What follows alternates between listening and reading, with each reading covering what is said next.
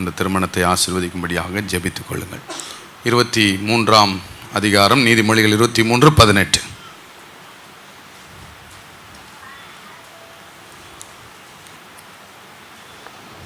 நிச்சயமாகவே முடிவு உண்டு, நிச்சயமாகவே முடிவு உண்டு, உன் நம்பிக்கை வீண் போகாது, உன் நம்பிக்கை வீண் போகாது. எல்லாரும் சேர்ந்து வாசிக்கலாமா?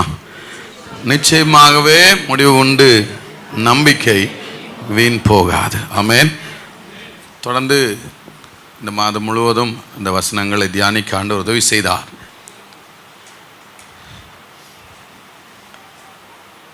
நம்முடைய வாழ்க்கையில் நம்முடைய முடிவை பற்றிய நம்பிக்கை நமக்கு இருக்கிறது. ஆமென் சொல்றீங்களா? நம்ம முடிவை பற்றிய நம்பிக்கை நமக்கு இருக்குது. ஏன் அப்படின்னா, முடிவை தேவன் தம்முடைய கரத்திலே வைத்திருக்கிறார். வாழ்க்கையில் அவ்வப்போது கடந்து போகிற சில சூழ்நிலையினுடைய முடிவுகளை தேவன் தான் கையில் வைத்திருக்கிறார். அவருடைய முடிவின்படி, அவருடைய கிருபையின்படி அந்த முடிவு நல்லதாகவே நடக்கும் என்று வேதம் சொல்லுது. நாம் அதை விசுவாசிக்கிறது நாம் ஏதோ ஒன்று கற்பனையாக நம்பிக்கை இருக்கிறது இல்லை, தேவன் கொடுத்த வாக்கு தத்துவம் அது. ஆகவே முடிவை பற்றிய நம்பிக்கை நமக்கு இருக்கிறது. நிலைமை எவ்வளவு தூரத்துக்கு மோசமாய் போனாலும், யோபுடைய வாழ்க்கையில் எவ்வளவு சூழ்நிலை ஒரே நாளில் தலைகீழாய் போய் எல்லாவற்றையும் இழந்து எல்லாவற்றையும் பறிகொடுத்து வேதனையோடு கண்ணீரோடு போகிற ஒரு சூழ்நிலை வந்தாலும் முடிவை கர்த்தர் தன்னுடைய கரத்திலே வைத்திருந்தார். யோபு 42ஆம் அதிகாரம் 10ஆம் வசனத்திலிருந்து 17ஆம் வசனம் வரைக்கும் வாசிக்க கவனிப்போம். யோபு தன் சிநேகிதருக்காக வேண்டுதல் செய்த போது கர்த்தர் அவன் சிறையிருப்பை மாற்றினார். யோபுக்கு முன்னிருந்த எல்லாவற்றை பார்க்கிலும் இரட்டத்தனையாய் கர்த்தர் அவனுக்கு தந்தருளினார். அப்பொழுது அவனுடைய எல்லா சகோதரரும் சகோதரிகளும் முன் அவனுக்கு அறிமுகமான அனைவரும் அவனிடத்தில் வந்து அவன் வீட்டிலே அவனோடே போஜனம் பண்ணி, கர்த்தர் அவன் மேல் வரப்பண்ணின சகல தீங்கின் நிமித்தம் அவனுக்காக அங்கலாய்த்து அவனுக்கு ஆறுதல் சொல்லி, அவரவர் ஒவ்வொரு தங்க காசையும் அவரவர் ஒவ்வொரு பொன் ஆபரணத்தையும் அவனுக்கு கொடுத்தார்கள். கர்த்தர் யோபின் முன்னிலைமையை பார்க்கிலும் அவன் பின்னிலைமையை ஆசீர்வதித்தார். 14,000 ஆடுகளும் 6,000 ஒட்டகங்களும் 1000 ஏர்களும் 1000 கழுதைகளும் அவனுக்கு உண்டாயின. 7 குமாரரும் 3 குமாரத்திகளும் அவனுக்கு பிறந்தார்கள். மூத்த மகளுக்கு எமிமால் என்றும், 2ஆம் மகளுக்கு கெத்சியால் என்றும், 3ஆம் மகளுக்கு கெரேனெப்பு என்றும் பெயரிட்டான். தேசத்தில் எங்கும் யோபின் குமாரத்திகளைப் போல் சௌந்தரியமான பெண்கள் காணப்படவில்லை. அவர்கள் தகப்பன் அவர்கள் சகோதரரின் நடுவிலே அவர்களுக்கு சுதந்திரம் கொடுத்தான். இதற்கு பின்பு யோபு 140 வருஷம் உயிரோடு இருந்து 4 தலைமுறையாக தன் பிள்ளைகளையும் தன் பிள்ளைகளுடைய பிள்ளைகளையும் கண்டான். யோபு நெடுநாள் இருந்து பூரண வயதுள்ளவனாய் மரித்தான். கரங்களை உயர்த்தி ஆமென். முடிவை தம்முடைய கரத்திலே வைத்திருக்கிற தேவன் யோபனுடைய வாழ்க்கையில செய்த முடிவை நாம் பார்க்கிறோம். முதலாவது வேதம் சொல்கிறது, கர்த்தர் அவன் சிறையிருப்பை மாற்றினார். எந்த சிறையிருப்பும் நமக்கு நிரந்தரமும் இல்லை, நிலையானதும் இல்லை. கர்த்தர் அவ்வப்போது சிறையிருப்புகள் நடுவிலே கிரியை செய்து அவைகளை மாற்றி போடுவார். சிறையிருப்போடு நாம் நம்முடைய முடிவை முடிக்கப் போகிறதில்லை. விடுதலையின் முடிவு நமக்கு. இரண்டாவது, அவன் இழந்த எல்லாவற்றையும் ஆண்டவர் ரெண்டத்தனையாய் அவனுக்கு தந்தார். கைகளை வைத்து ஆமென் சொல்றீங்களா? இழப்புகள் தவிர்க்க முடியாது, பரிதவிப்புகள் பறிகொடுப்புகள் தவிர்க்க முடியாது. பரவாயில்ல, ஆண்டவர் ரெண்டத்தனையாய் திரும்ப தருகிற ஒரு முடிவு நமக்கு இருக்கிறது. 11ஆம் வசனம் சற்று நகைப்புக்குரியதாக இருக்கிறது. அப்பொழுது அவனுடைய எல்லா சகோதரரும் சகோதரிகளும் முன் அவனுக்கு அறிமுகமான அனைவரும் அவனிடத்தில் வந்து, அத்தனை பேரும் அவர்கள் அப்போ வரல, 3 பேர் வந்தானுங்க. 3 பேரும் முள்ளா வந்து உயிரை எடுத்துக்கிட்டு இருந்தாங்களே தவிர, அதை தாண்டி அவனுக்கு அறிமுகமான அவனுடைய எல்லா சகோதரரும் சகோதரிகளும் அறிமுகமான எல்லாரும் வர வேண்டிய நேரத்துக்கு வரல. ஆமென் சொல்றீங்களா? வர வேண்டிய நேரத்துக்கு என்ன செய்ய மாட்டாங்க? வரமாட்டாங்க. அல்லேலூயா. அதான் நம்ம பாடும்போது, ஒன்றுமில்லா ஏழையாக இங்கே வந்தேனே அப்படின்னா, சிலருக்கு கண்ணில் தானா என்ன வருது? தண்ணி வருது. எல்லாத்தையும் ஒருவேளை வாழ்ந்து கெட்ட குடும்பம் போல எல்லாம் நல்லா ஆரம்பித்து நல்ல தகப்பன் நல்ல தாய் எல்லாம் இருந்து ஒருவேளை எல்லாம் இருந்திருந்தா கூட சில நேரம் ஒன்றுமில்லாமல் ஆகி அந்த நிலைமையிலேருந்து மறுபடியும் ஸ்க்ராட்ச்லேருந்து ஆரம்பிக்கிற ஒரு நிலைமைக்கு நாம் வந்திருந்தாலும் கர்த்தர் நம்மை ஆசீர்வதித்து நடத்துகிறார். ஆனால் அப்போல்லாம் என்ன பண்ண மாட்டாங்க, ஆட்கள் வரமாட்டாங்க. வந்து அவன் வீட்டில் வந்து அவனோட போஜனம் பண்ணி கர்த்தர் அவன் மேல் வரப்பண்ணின சகல தீங்கின் நிமித்தம் அவனுக்காக என்ன செய்தாங்களாம், எப்போ வந்து அங்கலாய்க்கணுமோ அப்போ அங்கலாய்க்க மாட்டாங்க. அதுக்கப்புறம் அவனுக்கு என்ன சொன்னார்கள், ஆறுதல். அவன் நல்லா தானே இருக்கிறான். இழந்து கிட்டத்தட்ட வேத ஆராய்ச்சியாளர் சொல்கிறாங்க ஒரு 6 மாத காலம் அப்படிப்பட்ட உபத்திரவத்தை யோபு கடந்து போயிருக்க வேண்டும். இந்த 6 மாதம் ஆறுதல் சொல்கிறதுக்கு ஆள் இல்லை. ஆனால் எல்லாம் நல்லா ஆனதுக்கப்புறம் வந்து அப்படின்ற ஆறுதல் சொல்கிற ஆட்கள் நிறைய பேர் இருந்திருக்கிறாங்க. அவரவர் ஒவ்வொரு என்ன கொடுத்தாங்க, தங்க காசு கொடுத்துருக்குறாங்க. அப்புறம் அல்லேலூயா, இதெல்லாம் அப்போ கொடுத்துருந்தா சந்தோஷமாக இருந்திருக்கும். அப்போ செய்ய மாட்டாங்க. தோத்திரம். கர்த்தர் யோபின் முன்னிலைமையை பார்க்கலாம் அவன் பின்னிலைமையை ஆசீர்வதித்தார். 14,000 ஆடுகள், 6,000 ஒட்டகங்கள், கணக்கு போட்டுகிட்டே வருது. 7 குமாரர் 3 குமாரத்திகள் அவனுக்கு பிறந்தார். ஏற்கனவே 7 குமாரர் 3 குமாரத்திகள் மரித்து அவர்கள் தேவ சமூகத்தில் இருந்தார்கள். இங்கே பூமியில் ஆண்டவர் அதே மாதிரி 7 குமாரர் 3 குமாரத்திகளை தராரு. ஸோ டபுள்ன்றது அங்கே கால்குலேஷன் சரியாயிருச்சு. 15ஆம் வசனம், தேசத்தில் எங்கும் யோபின் குமாரத்திகளைப் போல சௌந்தரியமான பெண்கள் என்ன செய்யப்படவில்லை, காணப்படவில்லை. அவர்கள் தகப்பன் அவர்கள் சகோதரரின் நடுவிலே அவர்களுக்கு என்ன கொடுத்தான். ஆமென் சொல்கிறீங்களா? பொம்பளை பிள்ளைகளை வந்து உனக்கு இதில் சொத்தில் என்ன இல்லை, பங்கும் இல்லை, பாத்தியதையும் இல்லைன்னு சொல்லி என்ன செய்கிறாங்க, விரட்டி விட்டுறாங்க. பட் ஆனால் பைபிள் முறைப்படி பார்த்தா யோபுனுடைய மாதிரி எடுத்தால் நல்ல தகப்பனாக இருந்தால் என்ன செய்யணுமா, பெண்களுக்கும் என்ன கொடுக்கணும், தேசத்தில் சுதந்திரம் கொடுக்கணும். ராமேன்னு சொல்லுங்களேன். இந்த ஆட்கள் விரட்டி விடுவாங்க, உனக்கெல்லாம் கல்யாணத்துலேயே பண்ணியாச்சு போ அப்படின்னு விரட்டி விடுவாங்க. பரவாயில்ல, என்ன கல்யாணம் பண்ணி வச்ச சந்தோஷம் தானே, நீ தானே செஞ்ச, அண்ணன் செஞ்சாங்க, தம்பி செஞ்சாங்க, நல்லது தான், கர்த்தருக்கு ஸ்தோத்திரம். ஆனால் அவங்களுக்கு உரிய பங்கை அவர்களுக்கு ஏற்ற நேரத்தில் கொடுக்கணும். அதுதான் தேவனுடைய முறை. ஆமென் சொல்கிறீங்களா? அதுக்கெல்லாம் காரணம்லாம் சொல்லக்கூடாது. அது சில சகோதரிகளும் அப்படி இருப்பாங்க. அது வரைக்கும் அந்த சொத்துக்கு இவன் தான் வரி கட்டுவான், இவன் தான் கரண்ட் பில் கட்டுவான், இவன் தான் எல்லாம் பார்ப்பான். இந்த பங்கை பிரிக்கிற நேரம் வரிஞ்சு கட்டிட்டு வந்துடும், எனக்கு பங்கு உண்டுன்ட்டு. அந்த மாதிரியும் இங்கே யாரும் இருக்கக்கூடாது. ஆமென் சொல்கிறீங்களா? ஆமாம், ஐயமார்கள், தகப்பன்மார்கள், தாய்மார்கள் உங்கள் பிள்ளைகளுக்கு ஆண்டவர்களை ஆசீர்வதிச்சு சொத்துக்களை நீங்கள் வச்சுட்டு போகும்போது அது பாரபட்சம் இல்லாமல் வஞ்சனை இல்லாமல் அவங்களுக்கு பகிர்ந்து கொடுக்கணும். கரங்களை உயர்த்தியாமே. ஆமாம், நான் தைரியமாக பேசுவேன்.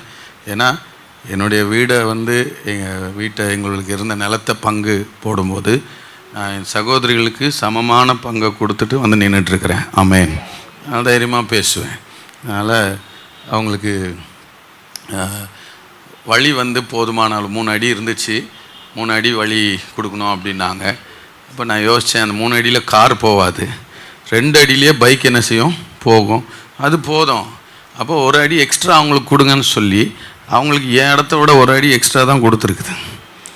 எனக்கு சிங்கிள் பெட்ரூம் தான் அங்கே இருக்குது, அவங்களுக்கு டபுள் பெட்ரூம் இங்கே இருக்குது. அதனால் இட்ஸ் ஓகே. நம்ம சகோதரிகள், நம்ம சொந்தம், நம்ம ரத்தம், அவங்க நல்லா இருக்கணும். அல்லேலூயா. ஆமாம், எக்ஸ்ட்ரா கொடுத்தாலும் ஆசீர்வாதம். ஏன்னா நமக்கு நம்ம முற்பிதாக்கள் ஆசீர்வதிக்கிற ஆசீர்வாதம் இல்லை, கர்த்தர் கொடுக்கறது ஆசீர்வாதம். அல்லேலூயா. அந்தளவுக்கு கர்த்தர் நம்மளை ஆசீர்வதிச்சிருக்கிறாருன்னு சந்தோஷப்படணும். உறவுகள் முக்கியம், பணம் முக்கியம் இல்லை, சொத்து முக்கியம் இல்லை. பணத்துக்காகவும் சொத்துக்காகவும் உறவுகளை துச்சமாக தூக்கி போட்டுட்டு சண்டை போட்டுக்கிறது, சகோதரர்களுக்குள்ளே அடிச்சிக்கிறது, கோர்ட்டு கேஸுன்னு போய் நிற்கிறது, this is not God's idea. அது கடவுளுடைய சித்தம் அல்ல. உண்மையாக கடவுளுக்கு பயந்த மனுஷனாக இருந்தால், உத்தமனும் சன்மார்க்கனும் தேவனுக்கு பயந்து பொல்லாப்புக்கு விலகிறவனாக இருந்தால், அவன் பெண்களுக்கும் தன்னுடைய பிள்ளைகள் நடுவில் என்ன கொடுத்துருக்குறோம், சுதந்திரம் கொடுக்கணும். That is God's design. அது தேவனுடைய ஒழுங்கு. கரங்களை உயர்த்தி ஆமென்னு சொல்கிறீங்களா? அது ஆசீர்வாதம். உன் சகோதரிகளுக்கு நீ கொடுக்கறது, நீ ஆசீர்வதிக்கப்பட்டவனா மாத்திரம் இல்லை, கர்த்தர் உன்னை ஆசீர்வாதமாகவும் வைத்திருக்கிறார். You are a blessing. They should consider you as a blessing. நான் வந்து அவங்க ஆசீர்வாதமாக பார்க்கணும். அதனால் உட்காந்துக்கிட்டு சண்டை போட்டுக்கிட்டு இந்த 1 அடிக்கு சண்டை போட்டுக்கிட்டு இருக்கிற ஆளெல்லாம் ரொம்ப ஆச்சரியமாக இருக்குது. 1 அடிக்காக வெட்டிக்கிறாங்க. ஒரு அடிக்காக கொன்னே போட்டுடுறாங்க. என் இடம் ஓ இடம் அந்த ஒரு அடி போகும்போது எத்தனை அடி சார் எடுத்துகிட்டு போகிற? 8 அடுக்கு மாளிகையில் வாழ்ந்திருந்தாலும் 8 அடி பள்ளம் மட்டுமே சொந்தமாகுமேனு ஒரு 40 வருஷத்துக்கு முன்னாடி ஒருத்தர் பாடினார். இப்போ 8 அடிலாம் கிடையாது, 2 கிடச்சிதுன்னா பெரிய விஷயம் போட்டு மூடுறதுக்கு. அதுக்கு மேலே சார் தோண்டினா அது பாரு, அதுக்கு இன்னொரு அடி தோண்டையா அப்போ அப்படின்னு கேட்கவே முடியல. நான் வேணா தோன்றேன் நீ பாருன்னா 2 மண்டை ஓடு வருது அடக்க ஆராதனையில். அதனால் கொரோனாவுக்கு அப்புறம் எல்லாம் ஃபுல்லாகி கிடக்குது. அதனால் நத்திங் இஸ் பெர்மனெண்ட், நமக்கு ஒன்றும் நிலையானது கிடையாது. அதனால் அந்த பூமியில் இருக்கிற வரைக்கும் தேவனுக்கு பிரியமானவர்களாக விட்டு கொடுக்க பழகுவோமானால் கர்த்தர் நிச்சயம் ஆசீர்வதிப்பார். ஆமேன்னு சொல்லுங்கள். ஆமே. அதில் மனைவிமார்கள் தயவுசெய்து நீங்கள் புரிஞ்சிங்க, நீங்கள் உங்கள் கணவன் வீட்டாருக்கு நீங்கள் ஆசீர்வாதமாக இருக்கணும். You should not interfere in this. இது என் இடம், என் வீட்டுக்காரோட இடம், பரவாயில்ல, ஒன்றும் பிரச்சனை இல்லை, கொடுங்க. இந்த விஷயங்கள்லாம் என் மனைவி தலையிட மாட்டாங்க. அவங்க வச்சுட்டே சொல்கிறேன், ஷி நெவர் இன்டர்ஃபியர்ட் இன் இட். அவங்க என்ன நடக்குதுன்னு தெரியாது, தெரிஞ்சுக்கவும் விரும்ப மாட்டாங்க. ஒன்றும் பிரச்சனை இல்லை, அவங்களுக்குரியதான் அவங்களுக்கு கொடுங்கன்னு சந்தோஷமாக அவங்க கூட நின்றுருக்குறாங்க. அதனால் சகோதரிகள் நீங்கள் உட்காந்துக்கிட்டு நிற்காதீங்க. ஏன்னா அந்த பூமி, அந்த காணி, அந்த நிலம் உங்களை ஆசீர்வதிக்க போகிறதில்ல, உங்களை கர்த்தர் ஆசீர்வதிக்கிறார். அதனால் சந்தோஷமாக give it to them, give away, ஒன்றும் பிரச்சனை இல்லை. கர்த்தர் உங்களை ஆசீர்வதிச்சா நம்ம பாடணும் இல்லை, மனிதர்கள் தள்ளிட நொறுங்கி விழுந்தேனே உயரத்தில் தூக்கியே அழகுப்பாங்க. அதை அவர் செய்யணும், அவர்கிட்டருந்து வரணும். அதுதான் உங்களுக்கு கனமும் மகிமையும். ஹல்லேலூயா, கர்த்தர் நல்லவர். ஆமென். ஸோ 16 வசனம், இதற்கு பின்பு, இவ்வளோ நடந்ததுக்கு பின்பு யோபு 140 வருஷம் உயிரோடு இருந்து 4 தலைமுறையாக தன் பிள்ளைகளையும் தன் பிள்ளைகளுடைய பிள்ளைகளையும் என்ன செய்தான்? கண்டான். கரங்களை உயர்த்தி ஆமேன்னு சொல்கிறீங்களா? சிலர் இப்போவுமே புலம்புறீங்க, 50 ஆண்டவரே, ஐயோ இந்த பிள்ளைகளுக்கு எப்படியா ஒரு கல்யாண காட்சி பார்த்துட்டேன்னா அப்புறம் என்ன வேணா பண்ணிங்க ஆண்டவரே, ஐயோ இப்போ நிலைமையை பார்த்தா அப்படி நம்ம இந்த பிள்ளைகளை கரை சேர்க்க முடியாமல் போயிருமோ அப்படின்ட்டுலாம் நீங்கள் புலம்புறீங்க, பயப்படுறீங்க. ஆமேன், சோத்திரம். விசுவாசிச்சா உங்களுக்கு தீர்க்க தரிசனம், நீங்கள் ஆயுசு 100 இருந்து, ஆமேன், உங்கள் பிள்ளைகளின் தலைமுறையை காண்பீர்களாக. கர்த்தருடைய வருகை தாமதிக்குமானா. அதில் எப்போ பாரு இப்படி புலம்பாதீங்க, ஐயோ என் பிள்ளைகளை அது ஒரு கல்யாணம் பண்ணிவிட்டு நான் கண்ண முடிடுறேன் ஆண்டவரே அப்படின்ட்டு. அப்புறம் சில நேரம் ஆமேன்றுவார் ஆண்டவர். Don't just be positive. நல்ல முடிவை ஆண்டவர் நமக்கு வாக்கு பண்ணியிருக்கிறார். நிச்சயமாகவே முடிவு உண்டு, நம்பிக்கை வீண் போகாதுன்னு சொன்னவர். ஆமேன். யோபு நெடுநாளிருந்து பூரண வயதுள்ளவனா என்ன செய்தான்? மரித்தான். விசுவாசிகளின் கைகளை உயர்த்தி ஆமேன். நமக்கு நிறைவான முடிவுகளை தேவன் வைத்திருக்கிறார். துவக்கம் அற்பமாக இருந்தாலும் முடிவு, ஆமாம். நடுவில் சில நேரம் அவரே எசேக்கியாவுக்கு அனுப்பின போல முடிவை குறித்தாலும் அந்த முடிவிலிருந்து ஒரு ஆரம்பத்தை அவரே துவக்க வல்லமையிலவராக இருக்கிறான்னு பார்த்தோம்.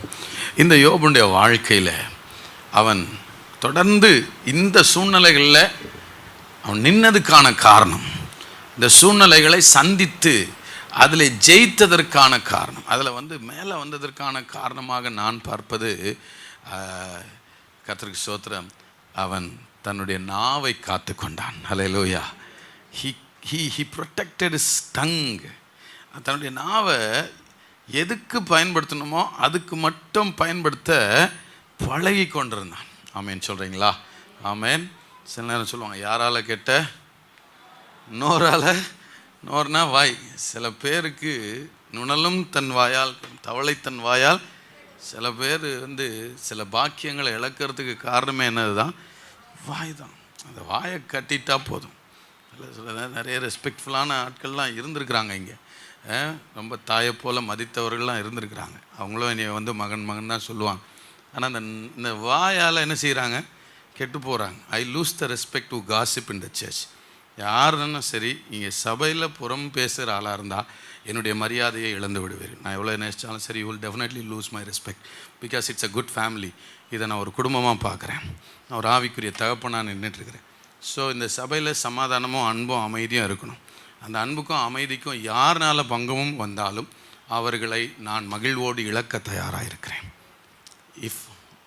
If at least 2 or 3 families are affected because of your gossip, I am ready to lose you. Doesn't matter. I have lost so many people and I am not worried. I am even losing some people. I am still not worried. Doesn't matter how prayerful you are, how helpful you are, how precious you are, how respectful you are, but you will definitely lose my respect. So this is ultimately fact. And praise God. If you are finding very uncomfortable with my stand, especially when you gossip around, and you may make a choice to look after any other church, then we are ready to say bye. என்னடா அந்நிய பாஷையில் பேசிட்டுக்கிறான்னு பார்க்குறீங்களா? That's okay. அதனால் எல்லார் மேலேயும் மரியாதை இருக்குது, மதிப்பு இருக்குது. தகப்பன் ஸ்தானத்தில் இருக்கிறவங்களுக்கு தகப்பனுக்கான மரியாதை, தாய் வயசில் இருக்கிறவங்களுக்கு தாய்க்கான மரியாதை, சகோதரனுக்கான மரியாதை. I respect every one of you. நீங்கள் சபையிலே புறம் பேசாத வரைக்கும், கோல் சொல்லாத வரைக்கும், if you have any thing you come to me directly. எதுவாக இருந்தாலும் என்கிட்ட நேராக வரத்துக்கு உங்களுக்கு பலன் இல்லை, திராணி இல்லை, உங்கள் சைடு நியாயம் இல்லைன்னா shut your mouth, keep your mouth shut. அப்படி இல்லை அப்படின்னா உங்களை மகிழ்வுடன் இழக்க நான் தயாராக இருக்கிறேன். I will be happy to lose you. That's my stand. நிறைய பேரை இழந்து கொண்டு இருக்கிறேன். I am not worried. ஏன்னா இது ஒரு அழகான குடும்பம். இந்த குடும்பத்தினுடைய அமைதி கெட்டு போகக்கூடாது. All I needed is the peace of this family. இந்த குடும்பத்தினுடைய சமாதானம் முக்கியம். நீங்கள் ரொம்ப சபைக்கு உதவியாக இருக்கலாம், கொடுக்குறவங்களா இருக்கலாம், ஜெபிக்கிறவங்களா இருக்கலாம், நீங்கள் எனக்கு தாயை போல் இருக்கலாம், நான் உங்களுக்கு மகனை போல் இருக்கலாம். எல்லாம் எது வரைக்கும் அப்படின்னா இந்த சபையினுடைய அமைதிக்கு நீங்கள் பங்கம் விளைவிக்காத வரைக்கும். இந்த சபையினுடைய அமைதிக்கு பங்கம் விளைவிக்குதுன்னா I will be happy to say sorry, bye bye. சந்தோஷமாக உங்களுக்கு பை சொல்கிறதுக்கு நான் தயாராக இருப்பேன். That's my stand. அதுதான் என்னுடைய நிலைப்பாடு. ராமேன் சொல்கிறீங்களா? So keep your mouths shut when it is needed. தேவைப்பட்ட நேரத்தில் வாயை கொஞ்சம் காப்பாற்றிக்கிட்டாலே நம்முடைய முடிவு நல்லாயிருக்கும், நம்முடைய வாழ்க்கை நல்லாயிருக்கும். ஆமேன்னு சொல்கிறீங்களா? That's why the Bible says 1:22, யோபு 1:22. நிர்வாணியாய் என் தாயின் கற்பத்திலிருந்து வந்தேன், நிர்வாணியாய் அவ்விடத்துக்கு திரும்புவேன். கர்த்தர் கொடுத்தார், கர்த்தர் எடுத்தார், கர்த்தருடைய நாமத்துக்கு ஸ்தோத்திரம் என்றான். இவை எல்லாவற்றிலும் யோபு பாவம் செய்யவில்லை. தேவனை பற்றி குறை சொல்லவும் இல்லை. தேவனை பற்றி குறை சொல்லவும் இல்லை. ஒரு நிமிஷம். வண்டி யாருது? வண்டி நம்பர் போடுங்கம்மா. 5384-3723. கடைக்கு முன்னாடி விட்டுருக்குறீங்க, கொஞ்சம் எடுத்துருங்க. கடைக்காரங்க தொந்தரவு கொடுப்பாங்க. தேங்க்ஸ். அங்கே விடாதீங்க. இந்த சைடில் பூர்விகாவோட ரைட் சைடில் இடம் நிறைய இருக்குது. அங்கே நீங்கள் விட்டிங்கன்னா யாரும் அவங்களுக்கு தொந்தரவு பண்ண மாட்டாங்க. இங்கே கடைகள் நடக்கணும், அவங்களுக்கு வியாபாரம் ஆகணும். ஸோ இந்த வண்டிக்கு உரியவங்க கொஞ்சம் இது பண்ணுங்கள். Volunteers, that's your responsibility to keep the vehicles side. அந்த பக்கம் புதுசாக வரவங்களுக்கு தெரியாது, நீங்கள் தான் நின்று அதை செய்திருக்கணும். இனிமேல் இந்த மாதிரி வரக்கூடாது. பிரசங்க நடுவத்தில் தொந்தரவு வரக்கூடாது. Keep it. யோபு 2:10. அதற்கு அவன், நீ பைத்தியக்காரி பேசுகிறது போல பேசுகிறாய். தேவன் கையிலே நன்மையை பெற்ற நாம் தீமையையும் பெற வேண்டாமா என்றான். இவைகள் எல்லாவற்றிலும் யோபு தன் உதடுகளினால் பாவம் செய்யவில்லை. தன் உதடுகளினால் என்ன செய்யவில்லை? தேவனை பற்றி குறை சொல்லவில்லை, உதடுகளினால் பாவம் செய்யவில்லை. யோபு 42:7. கர்த்தர் இந்த வார்த்தைகளை யோபோடே பேசின பின் கர்த்தர் தேமானியனான எலிபாசை நோக்கி, உன்மேலும் உன் 2 சிநேகிதர் மேலும் எனக்கு கோபம் மூழ்கிறது. என் தாசனாகிய யோபு பேசினது போல் நீங்கள் என்னை குறித்து நிதானமாய் பேசவில்லை. என் தாசனாகிய யோபு பேசினதை போல நீங்கள் என்னை குறித்து என்ன பேசவில்லை? நிதானமாய் பேசுகிற யோபு. தன் வார்த்தைகளினாலே தேவனை குற்றப்படுத்தாத, குறை சொல்லாத யோபு. அந்த சூழ்நிலையிலும் உதடுகளினாலே பாவம் செய்யாத யோபு. கைகளை உயர்த்தி ஆமென் சொல்றீங்களா? இன்ஸ்டட், மாறாக அவங்க பேசின அந்த வார்த்தைகளை கவனிங்க. பரிசுத்தவான்களுடைய வாழ்க்கையிலிருந்து கற்றுக்கொள்வோமாக. யோபு 1:21. நிர்வாணியாய் என் தாயின் கற்பத்திலிருந்து வந்தேன், நிர்வாணியாய் அவ்விடத்துக்கு திரும்புவேன். கர்த்தர் கொடுத்தார், கர்த்தர் எடுத்தார், கர்த்தருடைய நாமத்துக்கு ஸ்தோத்திரம் என்றார். கர்த்தருடைய நாமத்துக்கு ஸ்தோத்திரம். கைகளை உயர்த்தி ஆமென் சொல்றீங்களா? எந்த சூழ்நிலையிலும் துதிக்கிற உதடுகள் அது நன்மையாய் முடிகிற வாழ்க்கை. அது நன்மையாய் முடிகிற ஒரு முடிவை பெற்றுக்கொள்ளும். எனவே கர்த்தர் கொடுத்தார், கர்த்தர் எடுத்தார். He never ever spoke about devil there. எடுத்ததெல்லாம் பிசாசு. ஆனாலும் அவனுக்கு ஒரு தெளிவை பாருங்க, அந்த தேவ மனுஷனுக்கு இருந்த தெளிவு பாருங்க. கர்த்தர் கொடுத்தார், கர்த்தர் தான் என்ன செய்தார், எடுத்தார். ஏன்னா நல்லா புரிந்து கொள்ளணும், ஆண்டவருடைய அனுமதி இல்லாமல் பிசாசு என் தலைமயிரில் ஒன்றையாகிலும் அசைக்க முடியாது. He cannot take anything, or he cannot touch anything, or he cannot harm anything unless the Lord permits. ஆண்டவர் அனுமதி கொடுக்காம ஒன்றும் நடக்காது. கைகளை உயர்த்தியாமன்னு சொல்கிறீங்களா? அதனால் இந்த புரிதலை நல்லா வளர்த்துக்கொள்ளுங்க. சபையில் இருக்கிறவங்களுக்கு இந்த புரிதல் இருக்கணும். நாம் ஆராதிக்கிறவர் உலகத்தில் இருக்கிறவனிலும் என்ன செய்கிறார், பெரியவர், பெரியவரார். இப்போ பாரு சில ஊழியர்கள் வந்து சில ஆட்கள்கிட்ட எப்போவுமே சொல்லுவாங்க, உங்களுக்கு ஏதோ வச்சுட்டாங்க, ஏதோ பண்ணிட்டாங்க, யாரோ ஏதோ பண்ணிட்டாங்க. இதை தவிர அவங்களுக்கு வேறு ஸ்லோகனே என்ன தெரியாது, வேறு சொல்யூஷனே தெரியாது. யார் போய் அவங்கள்ட்ட போய் நின்று ஜெபம் பண்ணாலும் உங்களுக்கு யாரோ என்னமோ என்ன செய்யிட்டாங்க. எந்த பிரச்சனையாக இருந்தாலும் சரி, அது வந்து மனுஷனுக்கு இயல்பாக வர வியாதியாக இருந்தாலும் சரி, அடுத்த வாயை திறந்து சொல்கிற வார்த்தை என்னது, யாரோ என்னமோ உங்களுக்கு பண்ணிட்டாங்க. இவங்க உட்காந்து லிஸ்ட்டு போட்டுட்ருப்பான். செத்து போன பெரியப்பாவிலேருந்து 3வது தலைமுறை தாத்தாவிலேருந்து யாராவது செஞ்சிட்டாங்களா சார்? அப்படியே இருக்கட்டும் சார், அதை விட உங்கள் தேவன் பெரியவர். அந்த அந்த அந்த அந்த ஐடியா ஆஃப் காட் உங்களுக்குள்ள தெளிவாக இருக்கட்டும். அதை அதை அதை பார்க்க கற்றுக்கொள்ளுங்க, அதை பார்க்க கற்றுக்கொள்ளுங்க. இன்றைக்கி ஊழியர்களுக்கு வந்து நிறைய வந்து தெரியும், ஜனங்களை எப்படி டேப் பண்ண முடியும்னு தெரியும். அவங்க வந்து தரிசனன்ற பேரில், தீர்க்க தரிசனன்ற பேரில் எதை சொன்னால் அவங்கக்கிட்ட கனெக்ட் ஆகி ஒட்டிக்கிட்டு இருப்பாங்கன்னு தெரியும். நானே நேரில் போய் பார்த்துருக்குறேன். ஒருத்தர் வந்து ஒரு ஜெபம் பண்ணிகிட்டே வந்து மந்திரம் சொல்கிறார்.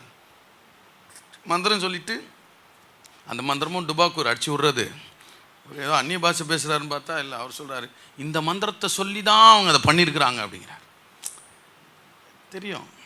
இப்போ அவன் பக்கத்தில் இங்கேயோ ஒரு ஆள் ஒருத்தர் கிளம்பி இருக்கிறார்னு கேள்விப்பட்டேன். ஆவிகளோட உட்காந்து பேசிக்கிட்டு இருக்கிறான். செத்த ஆவிகள் அந்த மந்திரவாதியே வந்து பேசுகிற மாதிரிலாம், மந்திரவாதியே வந்து பேசுகிற மாதிரி அவர் அப்படியே ஜெபம் பண்ணிகிட்டே இருப்பார். திடீர்னு ஆவியில் போயிடுறாராம், அசுத்தாவியில் போயிடுறார். போயிட்டு மந்திரவாதி நான் தான் செஞ்சேன், இதுக்காக அதை செஞ்சேன்னு அவர் மந்திரவாதியாக மாறிடுறார். ஏன்னா அப்போ தான் மக்கள் என்ன செய்யுது, நம்புது. இதெல்லாம் வந்து ஜனங்க ரொம்ப கவனமாக இருக்கணும். என்னன்னாலும் சரி, அதை செஞ்சாங்களோ செய்யலையோ எனக்கு தெரியாது. ஆனால் ஒன்று எனக்கு தெரியும், கர்த்தர் பெரியவர், கர்த்தர் பெரியவர். ஸோ உங்களுடைய ஐடியா ஆஃப் காட் வந்து பெருசாக இருக்கட்டும். உங்களுடைய ஐடியா ஆஃப் காட் பெருசாக இருக்கட்டும். கோலியாத்தை பார்க்கும் பொழுது எல்லாரும் கோலியாத்து தான் பார்த்தார்கள். ஆனால் தாவீது மட்டும்தான் கோலியாத்தை விட தேவன் பெரியவர்னு பார்த்தான். அதனால தான் அவனால் அவனை ஜெயிக்க முடியுது. அதனால் கர்த்தர் கொடுத்தார், கர்த்தர் எடுத்தார், கர்த்தருடைய நாமத்துக்கு ஸ்தோத்திரம். we don't bring the devil into the scene. பிசாசை நாங்கள் உள்ளே என்ன செய்யறதில்ல, கொண்டு வரோம். தெரியும் அவன் தான் எடுத்தான்னு தெரியும். ஆனால் அவருடைய அனுமதி இல்லாமல் அவனால் என்ன செய்ய முடியாது. அவர் அனுமதிச்சிருக்கிறான்னா ஏதோ ஒரு நோக்கத்துக்காக என்ன பண்ணியிருக்காரு, அந்த நோக்கம் தான் நிறைவேற போகிறது. பிசாசுடைய நோக்கம் என்ன செய்ய போகிறதில்ல, நிறைவேற போகிறதில்ல.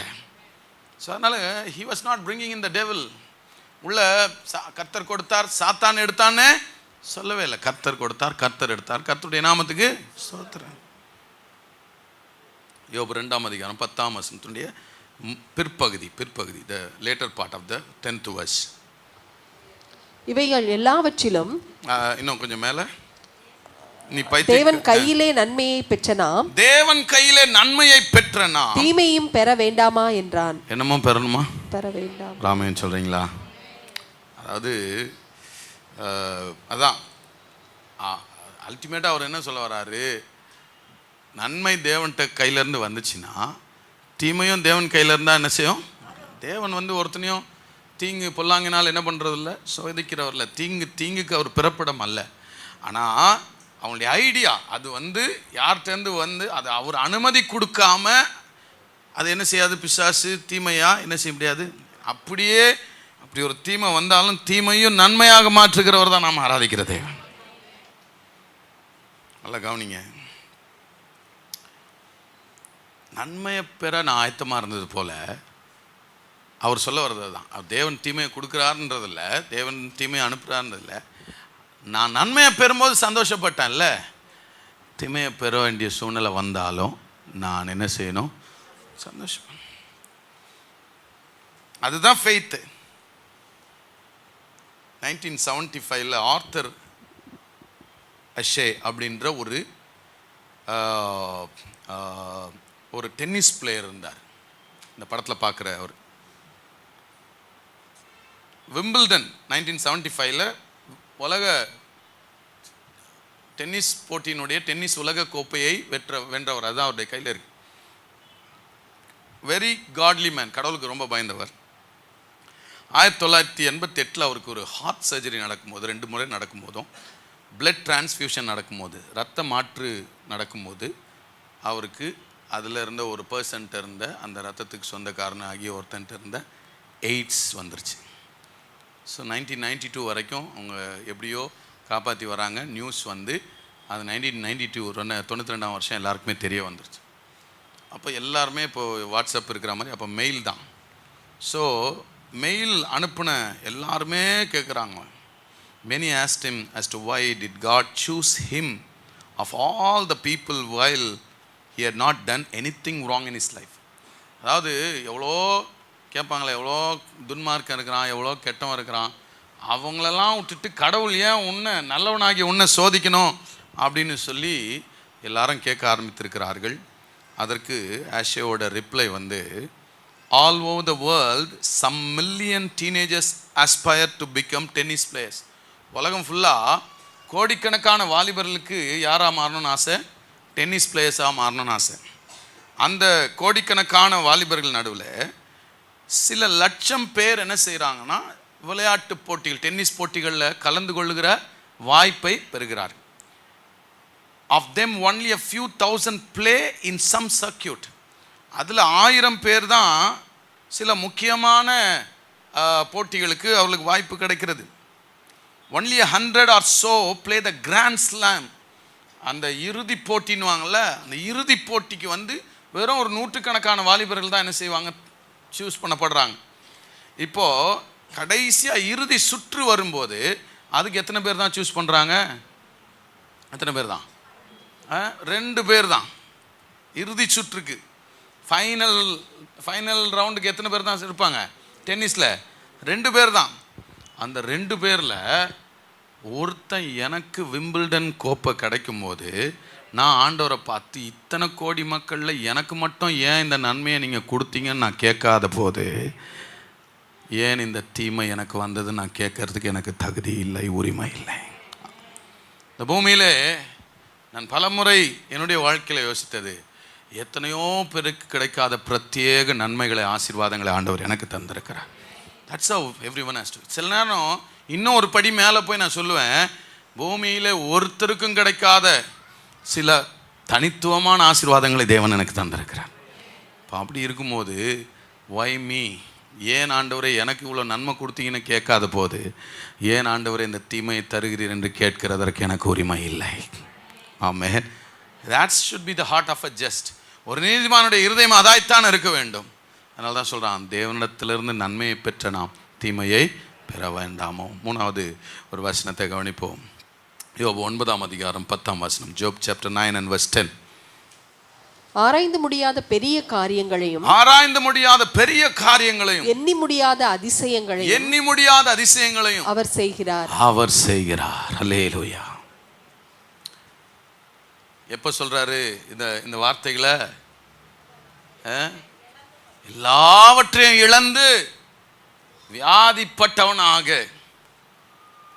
ஆமென் சொல்றீங்களா? எல்லாத்தையும் இழந்து ஒண்ணுமில்லாம உட்கார்ந்துட்டு இருக்கிற ஒரு மனுஷன் சொல்றான், ஆராய்ந்து முடியாத பெரிய காரியங்களை தேவன் செய்கிறார். அது எண்ணி முடியாத அதிசயமாய் மாறப்போகிறது. அது என்ன சொல்றான்னா, இதுக்கு நடுவில் அவர் என்ன செய்கிறார்ன்றதை ஆராய்ஞ்செல்லாம் பார்க்க முடியாது. இதுக்கு நடுவில் ஏதோ ஒன்று செஞ்சிட்டு இருக்கிறாரு.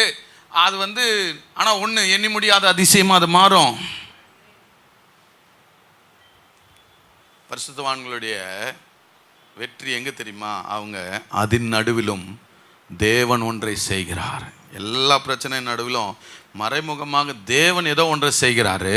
அதை ஆராய்ந்து பார்க்க முடியாது, ஆராய்ந்து பார்க்க வேண்டிய அவசியமும் இல்லை என்று கற்றுக்கொண்டார்கள். பிரச்சனையை பார்க்கறதை நிறுத்திட்டு பிரச்சனையை தாண்டி பார்க்க கற்றுக்கொண்டார்கள். பிரச்சனை தாண்டி தேவன் ஏதோ ஒன்று செஞ்சிட்ருக்கிறாரா, அவர் கரெக்டாக செய்வார். அதை தான் பார்த்தாங்க. அதனால தான் சொன்னார், ஆராய்ந்து முடியாத பெரிய காரியங்களை இப்போ ஆண்டவர் செய்கிறாரு. He does great things past finding out, yes, wonders without number. NKJV இன்னொரு வெர்ஷன் சொல்லுது, who does great things beyond understanding, unfathomable, புரிந்து கொள்ள முடியாத. unfathomableனா புரிந்து கொள்ள முடியாத, மனித மூளையினுடைய புரிந்து கொள்ளுதலுக்கு அப்பாற்பட்ட. கை வைத்து ஆமென் சொல்றீங்களா? யோபு 19:25. என் மீட்பர் உயிரோடு இருக்கிறார் என்றும், என் மீட்பர் உயிரோடு இருக்கிறார் என்றும், அவர் கடைசி நாளில் பூமியின் மேல் நிற்பார் என்றும் நான் அறிந்திருக்கிறேன். ஆமென் சொல்றீங்களா? இந்த வார்த்தைகளை சொல்றதுக்கு முன்னாடி அவர் சொல்ற வார்த்தைகள் ரொம்ப முக்கியம். அவர் நிலைமையை விவரிக்கிறார்.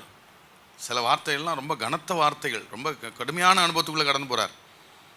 19 அதிகாரத்தில் 8ஆம் வசனத்துல 20ஆம் வசனம் வரைக்கும் வேகமா வாசிங்க பார்ப்போம். நான் கடந்து போக கூடாத படிக்கு அவர் என் பாதையை வேலி அடைத்து என் வழிகளை இருளாக்கி விட்டார். என்னிலிருந்த என் மகிமையை அவர் உரிந்து கொண்டு என் சிரசின் கிரீடத்தை எடுத்து போட்டார். அவர் என்னை 4 புறத்திலும் நாசமாக்கினார். நான் அற்றுப் போகிறேன். என் நம்பிக்கையை ஒரு செடியைப் போல பிடுங்கி போட்டார். அவர் தமது கோபத்தை என்மேல் எரிய பண்ணினார். என்னை தம்முடைய சத்துருக்களில் ஒருவனாக எண்ணிக்கொள்கிறார். அவருடைய தண்டு படைகள் ஏகமாய் வந்து எனக்கு விரோதமாய் தங்கள் வழியை உயர்த்தி என் கூடாரத்தை சுற்றி பாளையம் இறங்கினார்கள். என் சகோதரரை என்னை விட்டு தூரப்படுத்தினார். என் சகோதரர் என்னை விட்டு என்ன செய்தாராம்? தூரப்படுத்தினார். சகோதரர்கள் எல்லாம் போயிட்டாங்க. நான் போய் சொன்னேன்ல, அப்ப யாருமே கூட நிக்கல. எனக்கு அறிமுகமானவர்கள் எனக்கு அந்நியராய் போனார்கள். அறிமுகமானவன் கண்டுக்காம போறான். நீ யாருன்னு கேட்கிற அளவுக்கு போறான். என் பந்து ஜனங்கள் விலகி போனார்கள். என் சிநேகிதர் என்னை மறந்து விட்டார்கள். என் வீட்டு ஜனங்களும் என் வேலைக்காரிகளும் என்னை அந்நியனாக எண்ணுகிறார்கள். அவர்கள் பார்வைக்கு நான் பரதேசியானேன். வேலைக்காரங்க பார்வைக்கு நான் என்ன ஆயிட்டேன்?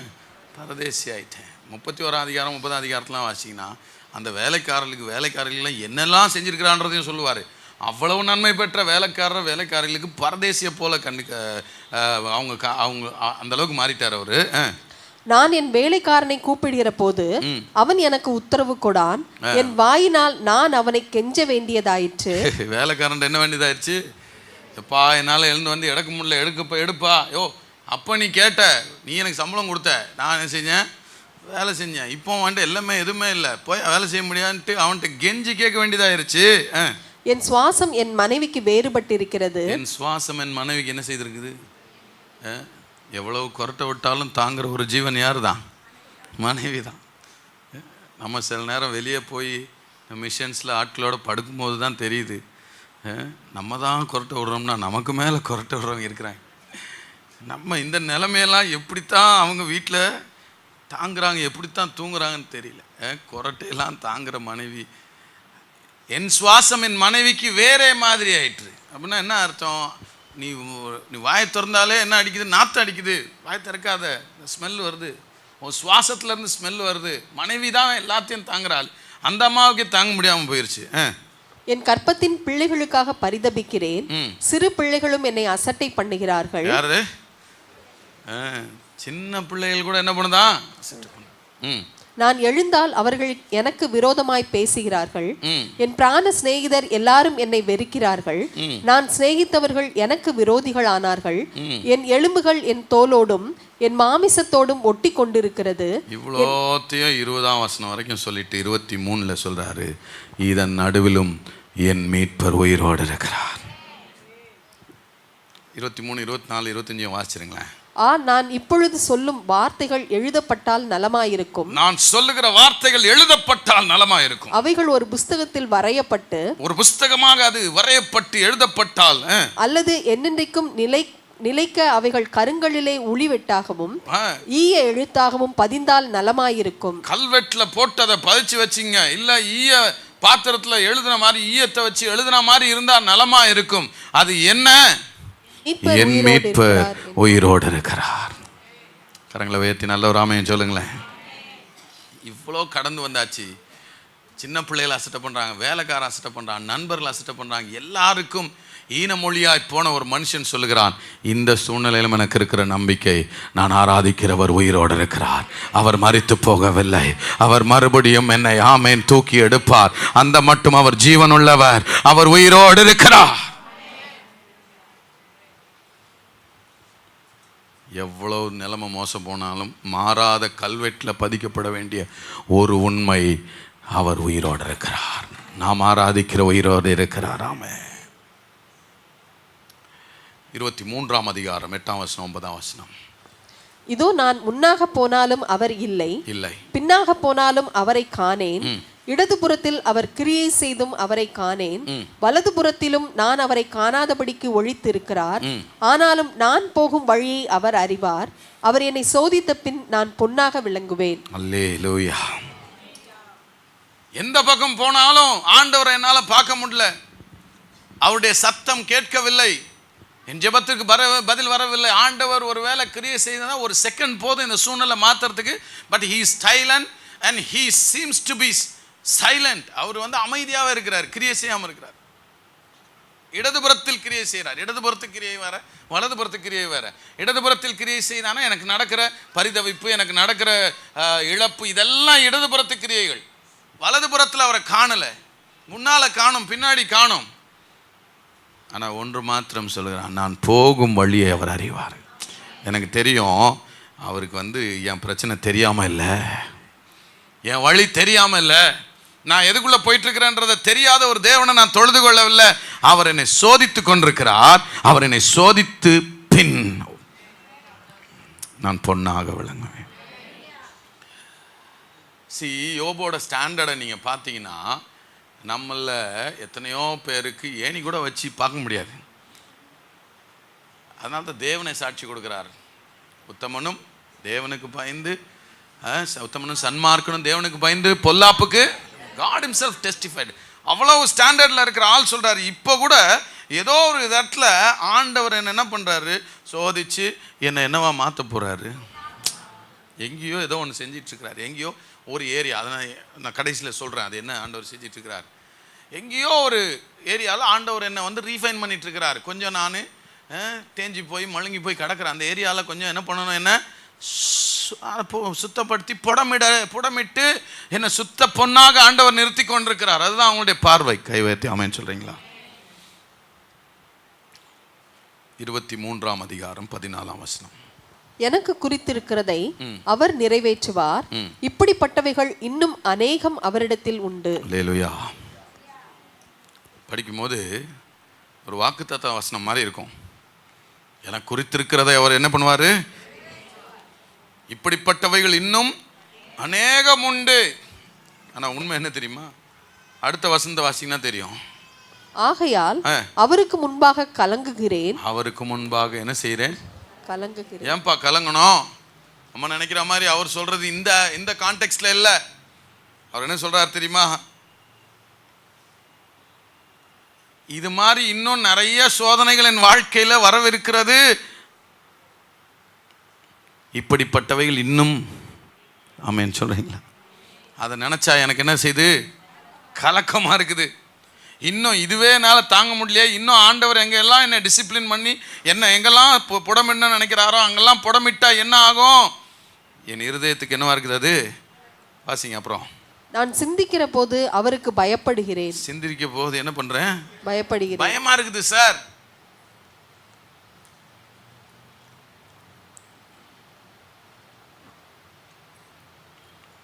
அதாவது என்ன சொல்றாரு தெரியுமா,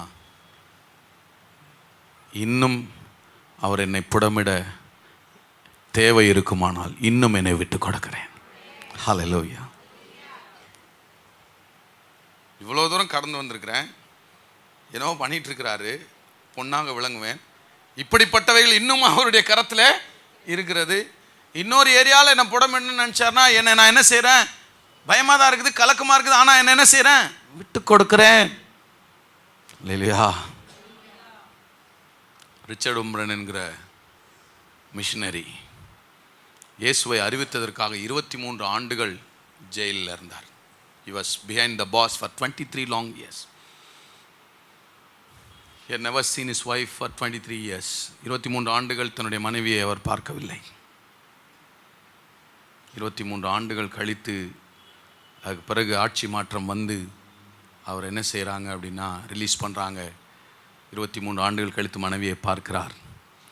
அன்றைக்கு மனைவியோட கைக்கு ஒருத்தர் ஜெபம் பண்ணுறாரு, ஆண்டவரே உமக்கு சித்தமானால் இன்னும் 23.5 ஆண்டுகள் நான் சிறைக்கு செல்ல வேண்டுமானாலும் நான் செல்ல ஆயத்தம். மனைவி ஆமேன்னு சொல்லலை. நம்மெல்லாம் சொல்லிட்டோம், ஈஸியாக தான் இருக்கும். அவங்க மனைவி ஆமேன்னு சொல்லலை. மனைவி கையை பிடிச்சி சொன்னாராம், இதை விட தேவனுடைய சித்தத்தை விட நம்ம வாழ்க்கையில் மேன்மையான ஒரு இடம் கிடையாது. The best place to live on the earth is nothing but the center of the will of God. தேவனுடைய சித்தத்தின் மையம் என்பதை விட இந்த உலகத்தில் சிறந்த ஒரு இடம் எதுவுமே கிடையாது. அதுக்கு பிறகு அந்த அம்மா கண்ணீரோட ஆமேன்னு சொன்ன பிறகு ஜெபத்தை முடிக்கிறான்.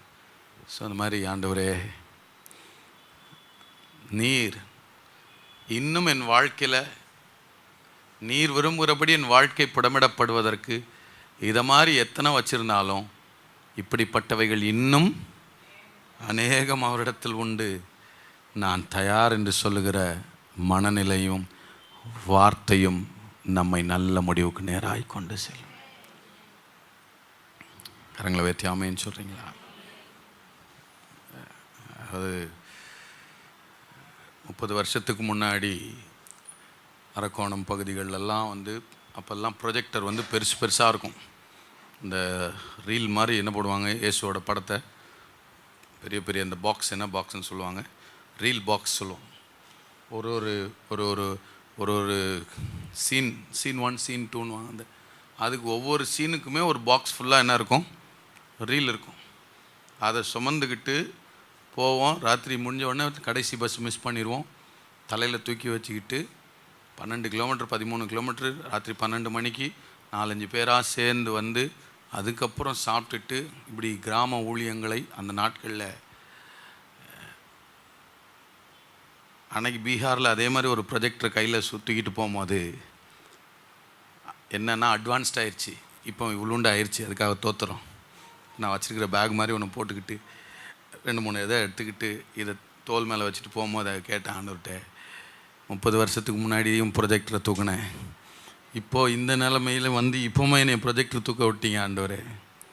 இட்ஸ் ஓகே, இப்படிப்பட்டவைகள் இன்னும் அவரிடத்தில் உண்டு.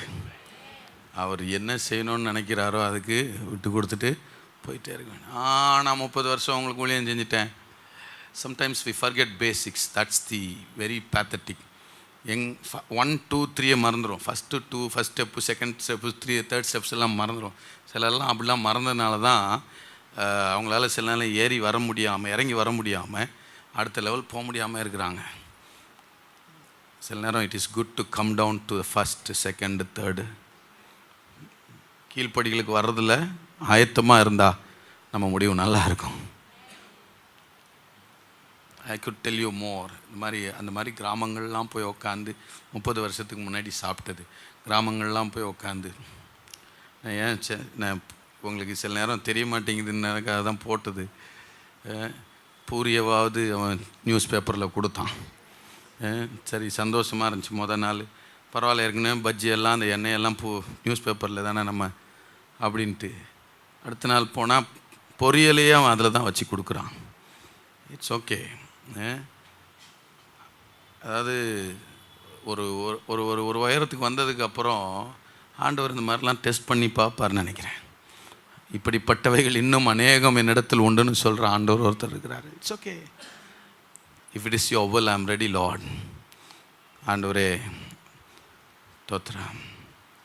அந்த மாதிரி பரிசுத்தவான்கள் தங்களை பழக்குவித்து கொண்டார்கள். தட்ஸ் வை, ஆகவே தான் அவருடைய முடிவு நன்றாக இருந்தது. சில நேரம் ஆண்டவர் சில பள்ளங்களுக்கு நம்மளை கொண்டு போகிறாரா, சில பள்ளத்தாக்கின் வழியாக நம்மளை நடத்துகிறாரா, பயப்படக்கூடாது. தைரியமாக இருக்கணும், தைரியமாக இருக்கணும். அவர் என்னை கொன்று போட்டாலும் அவர் மேல் நம்பிக்கையாக இருப்பேன். Even if he kills I will yet him. அவர் என்ன செய்கிறாரோ அதுக்கு ஒப்பு கொடுத்துட்டு போயிட்டே இருக்கணும். 0 ஆக்கிடுவார். சில நேரம் 0 ஆக்கி பெரிய மோசையை போல பார்வோனுடைய அரண்மனையில் பெரிய புகழோட பேர்வோட தளபதியாக இருக்கிறது பெரிய விஷயமா இருந்தாலும் அவருடைய நோக்கத்துக்காக சில நேரம் ஆடுகளை மேய்க்கிறவனாக மாற்றினாலும் அமைதியாக இருந்தால் தேவன் 40 வருஷங்கள் அவன் செய்து முடிக்க முடியாத ஒரே நாளிலே கர்த்தர் அந்த தேசத்தில் செய்கிறார். ஒரு தேசத்தை பிறப்பிக்கிறார். அடிமை கூட்டம் என்கிற அந்த வார்த்தையை தேவன் மாற்றி போட்டு இஸ்ரவேல் என்கிற ஒரு தேசத்தை தேவன் அங்கே பிறப்பிக்கிறார். அதனால் தேவன் உங்களை சில நேரம் அப்படியே ஒன்றும் இல்லாமல் ஆக்கி போடுறாரா? ஆண்டவரே, எனக்கு குறித்ததை அவர் என்ன செய்வார்? எனக்கு இது வரணும்னு இருந்துச்சுன்னா அவர் என்ன செய்வார்? நிறைவேற்றும். இப்படிப்பட்டவைகள் இன்னும் அநேகம் அவரிடத்தில் உண்டு. நான் தயார்னு சொல்கிறவர்களை தான் தேவன் தேடிக்கொண்டு. கடைசியாக யோபு 42 அதிகாரம் 2 வசனம். தேவரீர் சகலத்தையும் செய்ய வல்லவர், சகலத்தையும் செய்ய வல்லவர். நீ செய்ய நினைத்தது தடைபடாது என்பதை, செய்ய நினைத்தது தடைபடாது என்பதை அறிந்திருக்கிறேன். ஆமென் சொல்றீங்களா? இந்த வசனத்தை சில நேரம் நம்ம வாக்குத்தத்தமா பார்க்கிறோம். இது வாக்குத்தத்தம் அல்ல. This is not a promise. These are the confession of surrendering before God. அதாவது நீங்கள் யோபு பார்த்தீங்கன்னா, நான் சொன்னேன்ல, யோபோட ஸ்டாண்டர்ட்லாம் நீங்கள் பார்க்கும்போது தேவன் சாட்சி கொடுக்குற அளவுக்கு ஒரு ஸ்டாண்டர்ட் உள்ள மனுஷன். இன்னும் அவர் எங்கே புடமிட பண்ணோம், ஏன் அவர் இது புடமிட பண்ணோன்னு யோசிக்கிற அளவுக்கு ஒரு ஸ்டாண்டர்ட் உள்ள மனுஷனுக்கு ஒரு காரியத்தில் மாத்திரம் ஒரு பிரச்சனை இருக்குது. அவர் உதட்டினால் பாவம் செய்யவில்லை, தேவனை குறை சொல்லவில்லை, நிதானமாக பேசினார். இதெல்லாம் உண்மைதான். ஆனால் நீங்கள் தொடர்ந்து அந்த 40 அதிகாரங்களை வாசிச்சிட்டிங்கன்னா, முதல் அதிகாரத்தையும் கடைசி அதிகாரம் விட்டுட்டு 40 அதிகாரத்தை நீங்கள் வாசிச்சிட்டே இருந்தீங்கன்னா, யோபு பேசுகிற போதெல்லாம் ஒரே ஒரு கேள்வி, ஒரே ஒரு அங்கலாய்ப்பு. நீதிமானை ஏன் கர்த்தர் சோதிக்க வேணும்? உத்தமனை ஏன் கர்த்தர் சோதிக்கணும்? உண்மையுள்ளவனை ஏன் கர்த்தர் சோதிக்கணும்? நீங்கள் 39 அதிகாரத்தில் கர்த்தர் வாயை திறக்கிறார். யோபு, கர்த்தர் பெருங்காற்றிலிருந்து யோபுக்கு என்ன செய்தார்? உத்தரவு சொல்லி கேள்வி மேலே கேள்வி கேட்டுக்கிட்டே வரார். இதை சுற்றி இருக்கிறதெல்லாம் பாரு, இதெல்லாம் அது வேலையை செய்தே, அதுக்கு இவ்வளோ வீரியம் இருக்குதே, அதுக்கு இவ்வளோ ஞானம் இருக்குதே, அதுக்கு இவ்வளவு தெளிவு இருக்குதே, இதெல்லாம் நீ பண்ணதுனால வந்ததா? அதுக்கெல்லாம் இவ்வளோ தூரம் கொண்டு வந்து இதெல்லாம் எப்படி நடத்தணும்னு தெரிஞ்ச எனக்கு உன் வாழ்க்கையை எப்படி நடத்தணும்னு தெரியும் சொல்கிறாரு. செய்யறதுக்கு எனக்கு உன் வாழ்க்கை மேலே அதிகாரம் உண்டு. நீ சிருஷ்டிப்பு, நான் சிருஷ்டிகர். ஆண்டவர் அல்டிமேட்டாக கேட்குற ஒரு கேள்விதான், ஒரு சிருஷ்டிப்புக்கு மேலே ஒரு சிருஷ்டிகனுக்கு அதிகாரம் இல்லையா? Don't have the rights to do anything. நீதிமான சோதிக்க கூடாதா? நீதிமானுக்கு துன்பத்தை அனுமதிக்க கூடாதா? நீதிமானுக்கு பிரச்சனையை அனுமதிக்க கூடாதா? யார் சொன்னது?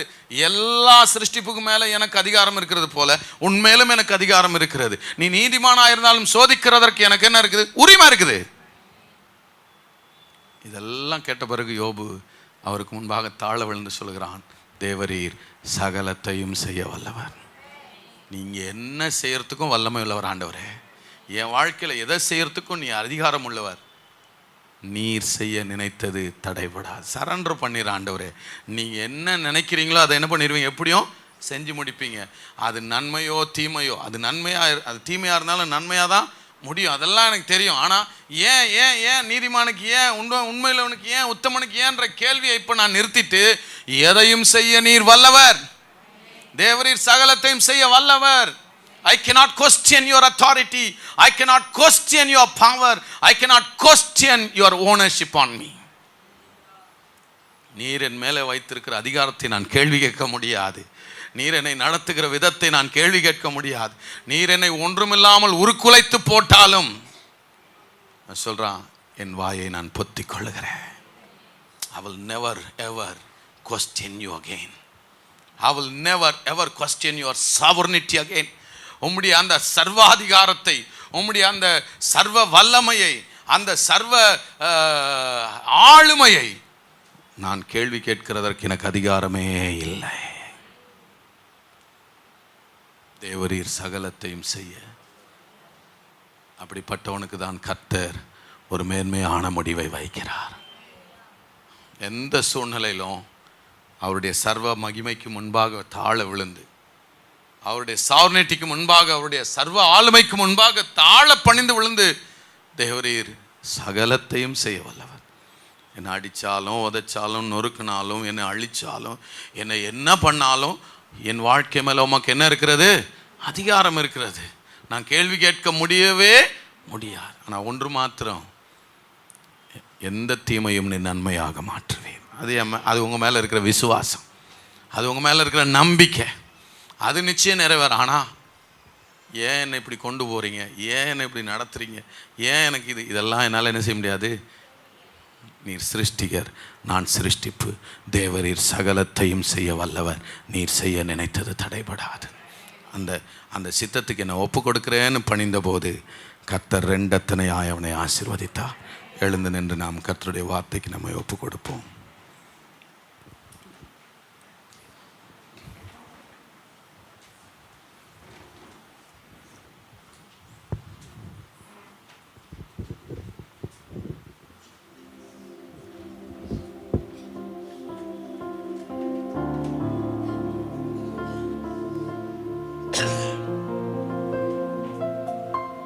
நிகரே இல்லா தேவன் நீர், நிகரே இல்லா தேவன் நீர், இல்லாத இனிமையும் நீர், இரக்கம் செய்யும் தகப்பன் நீர், இரக்கத்தில் ஐஸ்வர்ய நீர், நிகரே இல்லா தேவன் நீ, இணையில்லா இனிமையும் நீ, இரக்கம் செய்யும் தகப்பன் நீர், இரக்கத்தில் ஐஸ்வர்ய நீர். கைகள் உயர்த்தி ஆயுள் முழுவதும் உயர்த்திடுவேன் என்னை அற்புதமாக எல்லா புகழும் கனமும் செலுத்திடுவேன், எல்லாவற்றின் மேலும் உயர்ந்த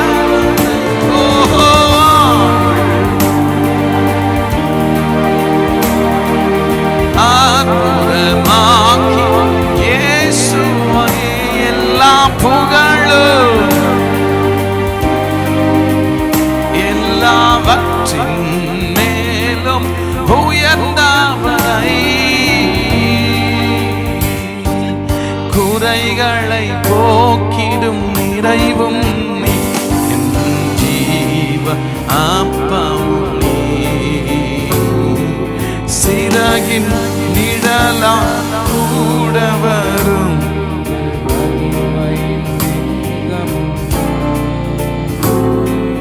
குறைகளை போக்கிடும் நிறைவும் நீரின் அப்பமும், சிறகின் நிழலாய் கூட வரும் மகிமையின் மேகமும், ஆயுள் முழுவதும் உயர்த்திடுவேன் என்னை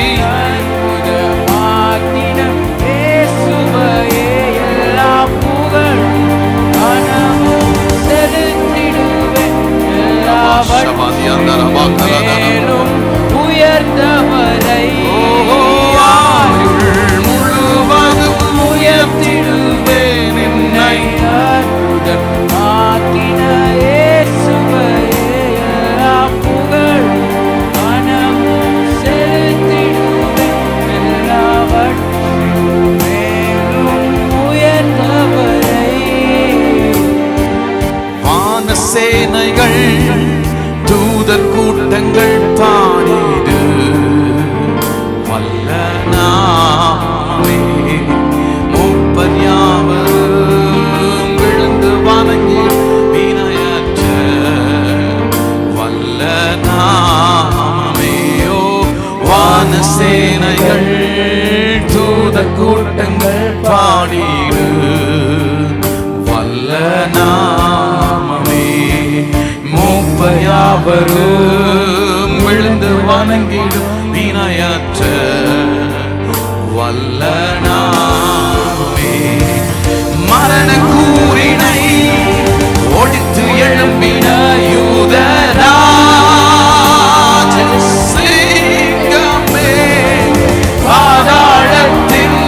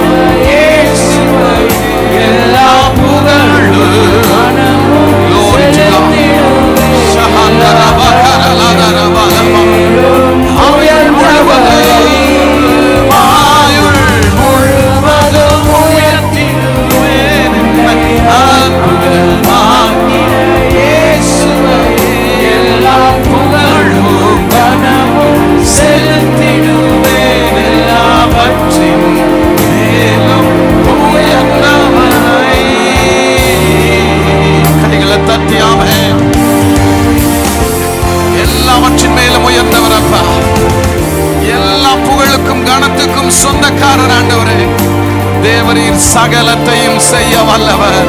நீர் செய்ய நினைத்தது தடைபடாது. ஹல்லேலூயா.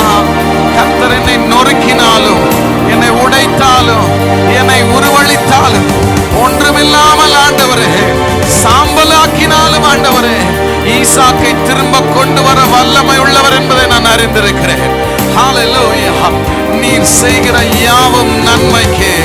நீர் என்னை எவ்வளவு தூரத்துக்கு ஆண்டவரே ஆமென் என்னை ஜீரோவாக்கினாலும், ஹல்லேலூயா, எல்லாவற்றையும் இழந்து யோபுவை போல நின்றாலும் ஆண்டவரே உம்முடைய சர்வ ஆளுமைக்கு முன்பாக நான் தாழ விழுந்து சொல்லுகிறேன், தேவரீர் சகலத்தையும் செய்ய வல்லவர்.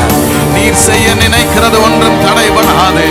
ஆண்டவரே உம்முடைய சர்வ ஆளுமைக்கு முன்பதாக, ஹல்லேலூயா, உம்முடைய சர்வ வல்லமைக்கு முன்பதாக நாங்கள் கேள்வி கேட்க பலன் இல்லாதவர்கள். We cannot question your authority. We cannot question your sovereignty. You are sovereign God. You are all powerful. You are all authoritative. வானத்திலும் பூமியிலும் சகல அதிகாரம் படைத்தவர். ஹல்லேலூயா. சிருஷ்டிகரே, சகல சிருஷ்டிகரே, சர்வ சிருஷ்டிகரே உம்மை தொழுது கொள்ளுகிறோம். ஹல்லேலூயா. என் வாழ்க்கை மேல 100% அதிகாரம் என் தேவனுக்கு இருக்குதுன்னு சொல்றவங்க மாத்திரம், நம்புறவங்க மாத்திரம் கையை உயர்த்தி சொல்லுங்க, ஆண்டவரே ஹல்லேலூயா. என் வாழ்க்கையில நீர் எந்த நிலைமைக்கு நான் கொண்டு போனாலும், எதுக்குள்ள என்னை கொண்டு போனாலும் ஹல்லேலூயா, நான் அமைதியா உம்முடைய சர்வ ஆளுமைக்கு என்னை ஒப்பு கொடுக்கிறேன் ஆண்டவரே. கேள்வி கேட்காம ஆமென் என்னுடைய ஆண்டவரே ஆமென் உடல், சித்தம், பொருள், ஆவி, ஆன்மா எல்லாற்றையும் படைத்து ஆண்டவரே நீர் என்ன செய்ய நினைக்கிறீரோ அது நடக்கட்டும் என்று சொல்லி ஒப்பு கொடுக்கிறேன். உம்மை கேள்வி கேட்கிறதில்லை, உம்மை அங்கலாய்க்கிறதில்லை. நீதிமானுக்கு ஏன் துன்பம் என்று சொல்லி, நீதிமானுக்கு ஏன் ஆமென் ஆமென் உபத்திரம் என்று சொல்லி கேள்வி கேட்க எனக்கு அதிகாரம் இல்லை. இந்த ஒரு காரியத்துக்காக தான் கர்த்தர் அவ்வளவாய் அவனை புடமிட்டார். புடமிட்ட பிறகு அவன் பொன்னாக விளங்கினான். ஹல்லேலூயா. பொன்னாக விளங்கினான். சொல்ற, ஆண்டவரே உம்மை குறித்து என் காதுகள் கேள்விப்பட்டது, இப்பொழுதோ என் கண்கள் உம்மை காண்கிறது. ஹல்லேலூயா. காதால மட்டும் கேட்டுட்டு இருந்த ஒருத்தரை கண்ணால பார்க்க வைக்கிற அந்த தெளிவு, ஹல்லேலூயா, அந்த ரெவலேஷன், அந்த வெளிப்பாடு யோபுக்கு வர்ற வரைக்கும் தேவன் அவனை புடமிட வேண்டியதா இருந்தது. ஆமென். நீதிமானை அவர் சோதிக்கிறதற்கு சகல அதிகாரம் அவருக்கு இருக்கிறது என்று சொல்லி அவருடைய சர்வ ஆளுமைக்கு முன்பாக பணிந்து விழுந்த போது அவன் தேவனை காண்கிறவனாய் மாறுகிறான். அவரை கேள்விப்படுகிறவனாய் மாத்திரமல்ல, காண்கிறவனாய் மாறினான். அந்த ஸ்டாண்டர்டுக்கு ஆண்டவர் கொண்டு போகிற வரைக்கும் புடமிடுகிறார். அவன் சுத்த பொன்னாய் விளங்கினான். முடிவை தம்முடைய கரத்திலே வைத்திருக்கிற கர்த்தர், இழந்த எல்லாவற்றையும் ரெண்டத்தனையாய் தந்த கர்த்தர், முன்னிலைமையை பார்க்கிலும் பின்னிலைமையை ரெண்டத்தனையாய் ஆசீர்வதித்த கர்த்தர், நெடுநாள் இருந்து பூரண வயதுள்ளவனாய் ஆரம்பம் அற்பமாய் இருந்தாலும் முடிவு சம்பூர்ணமாய் நடத்துகிற கர்த்தர் அதை செய்வாரானால் நமக்கும் அதை செய்ய அவர் வல்லமை உள்ளவராக இருக்கிறார். இயேசுவின் நாமத்தில் பிதா. சேர்ந்து சொல்லுவோம், என் ஆத்துமாவே, என் முழுமே, என் ஆத்துமாவே கர்த்தர் செய்த சகல உபகாரங்களையும் மறவாதே. ஆமென் ஆமென். கர்த்தர் ஆமென். அவருடைய நம்முடைய பிதாவாகிய தேவனுடைய அன்பு, கர்த்தராகிய இயேசு கிறிஸ்துவின் கிருபை, பரிசுத்த ஆவியானுடைய அந்யோன்யம், ஐக்கியம், பாதுகாப்பு, பராமரிப்பு, வழிநடத்துதல் இன்றைக்கும் என்னென்றைக்கும் நம் அனைவரோடும் இருப்பதாக. ஹல்லேலூயா ஹல்லேலூயா ஹல்லேலூயா ஹல்லேலூயா ஹல்லேலூயா ஹல்லேலூயா.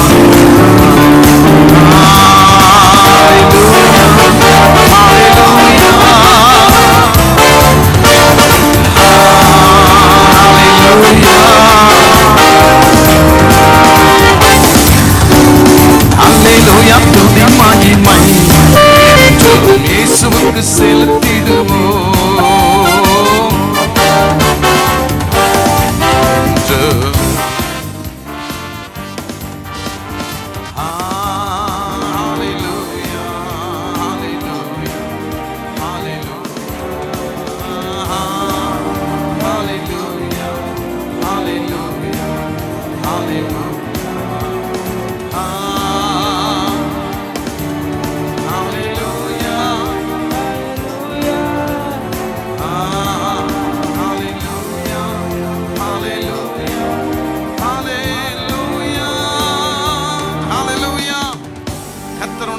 ஆசீர்வதித்து உன்னை காக்க கடவர்.